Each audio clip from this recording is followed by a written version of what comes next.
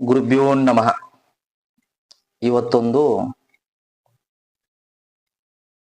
ಮನೆಯಲ್ಲೇ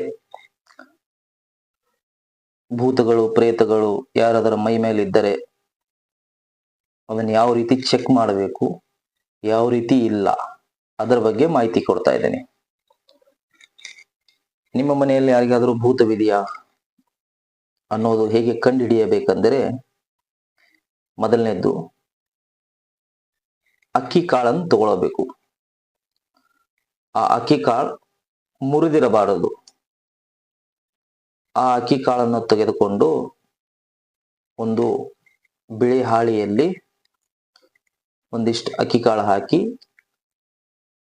ಯಾರ ಮೇಲೆ ಸಂಶಯ ಇರುತ್ತದೆ, ಇವರಿಗೆ ಭೂತದ ಕಾಟವಿದೆ ಅನ್ನೋದು ನಿಮಗೆ ಡೌಟ್ ಇದ್ರೆ, ಆ ಅಕ್ಕಿ ಕಾಳದ ಹಾಳಿಯಲ್ಲಿ ಹಾಕಿ ಚೀಟಿಯನ್ನು ಕಟ್ಟಬೇಕು.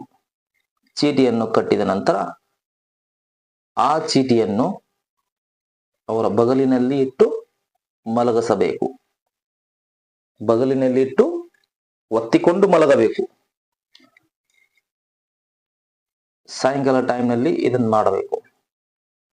ಈ ರೀತಿ ಇಟ್ಟುಕೊಂಡು ಮಲಗಿದ ನಂತರ ಬೆಳಗಿನ ಜಾವ ಎದ್ದ ತಕ್ಷಣ ಆ ಅಕ್ಕಿ ಕಾಳ ಕಲರ್ ನೋಡಬೇಕು.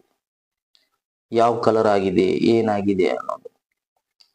ಅದು ಕರ್ರಗೇನರ ಆಗಿದ್ದರೆ, ಬ್ಲ್ಯಾಕ್ ಆಗಿದ್ದರೆ ಅರ್ಥ ಮಾಡಿಕೊಳ್ಳಬೇಕು, ಇವರ ಮೇಲೆ ಭೂತವಿದೆ, ಭೂತದ ಸಮಸ್ಯೆ ಇದೆ, ಇಲ್ಲ ತಂತ್ರದ ಸಮಸ್ಯೆ ಇದೆ,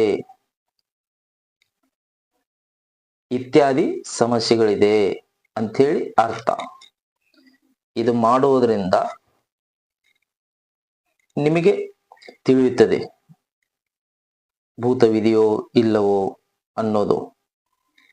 ಇದನ್ನು ಯಾವ ದಿನ ಮಾಡಬೇಕೆಂದರೆ, ಐತವಾರ ದಿನ ಮಾಡಬೇಕಿದೆ, ಭಾನುವಾರ ದಿನ ಮಾಡಬೇಕು. ಭಾನುವಾರ ಮಾಡಿದ ನಂತರ ಸೋಮವಾರ ಚೆಕ್ ಮಾಡಬೇಕಿದೆ.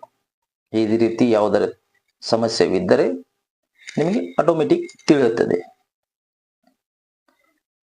ವಿಡಿಯೋ ಇಷ್ಟವಾದರೆ ಲೈಕ್ ಮಾಡಿ, ಸಬ್ಸ್ಕ್ರೈಬ್ ಮಾಡಿ. ಏನಾದರೂ ತೊಂದರೆ ಇದ್ದರೆ ಕಮೆಂಟ್ ಹಾಕಿ. ಧನ್ಯವಾದಗಳು.